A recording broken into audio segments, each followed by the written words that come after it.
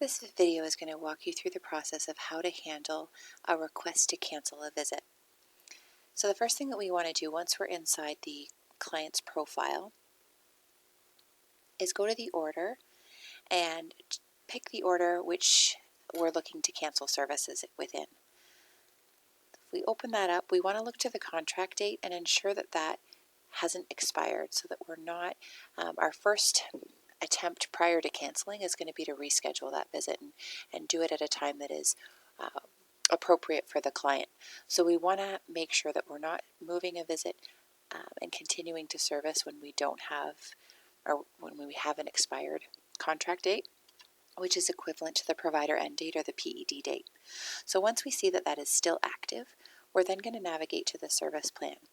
And what we're looking for here is determining if the requester of the service has indicated whether there is a day of the week that the visit has to be on, or if the visit is time specific. Because again, if we're making any adjustment and moving that visit to another day rather than canceling it, we want to make sure that we fall still within the service plan. This one here is indicating that they are authorizing 2 PSW visits a week. The stipulation here is a maximum of a half an hour each visit.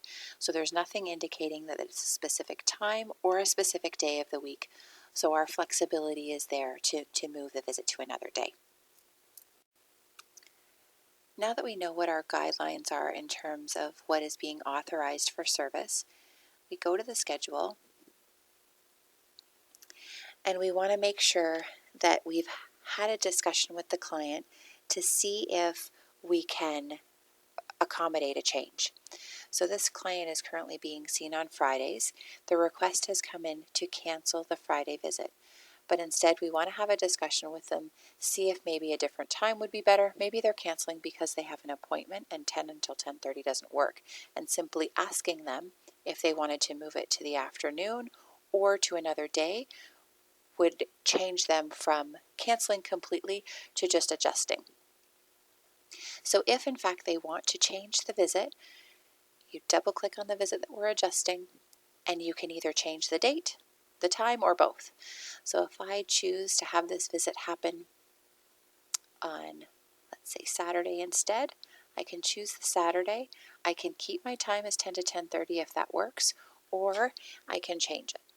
So let's make it 8 to 8:30. Again, keeping in mind that you can still look at the billing information, make sure that it's accurate. Any information that you need to be adding in wouldn't hurt in this case to add a visit comment to indicate to the field staff that this visit typically happens on a Friday but has been moved to the Saturday to make scheduling accommodations for the client.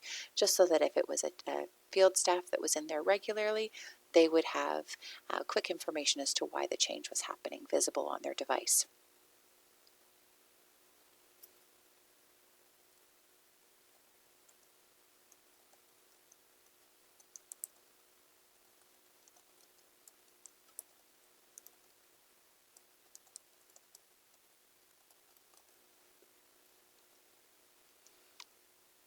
So when I click on OK, yes, I want to save the changes, but because this is a regular ongoing pattern, it gives us that question of, do you want to change this visit only or modify all following visits?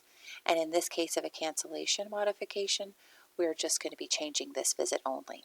So I'm going to click on OK. Again, my conflict checking window pops up telling me that there's no conflict with that change. So it's going to book it, and I click on OK. So now we can see that that visit has now been changed to Saturday. The remaining visits that were on Friday stay there ongoing. It's just a one-time change that we've made. So that's how we're going to edit a current visit to accommodate for a change in time or a change in day rather than canceling. If we've had a discussion with the client or their substitute decision maker and it does not work to make a change to the date or the time and they still want to go ahead with the cancellation, then you simply indicate or select the visit that you want to cancel. Click on the cancel icon and the cancel visit window pops up. So we have the options here for one-time, regular, and all. So our cancellations are going to be on a one-time basis. We want to ensure that our billable and payable options reflect what we want them to be for that cancellation. So in most cases, it's going to be not billable, not payable. This section does default to remember the change that you made last.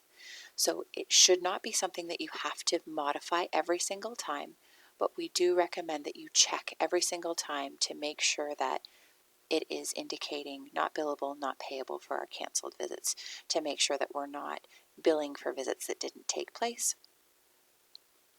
Again, it should default, but we just want to double check. The next option is we have to enter a reason. So the reason is bolded here, which indicates that it's a required field.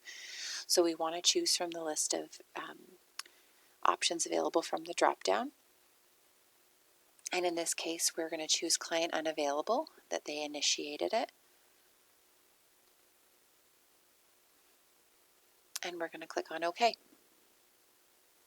And our visual cues that we've done this correctly is that we have a line through it indicating that it's canceled, and the green text here, as you can see from the legend at the bottom, indicates that it is not billable and not payable.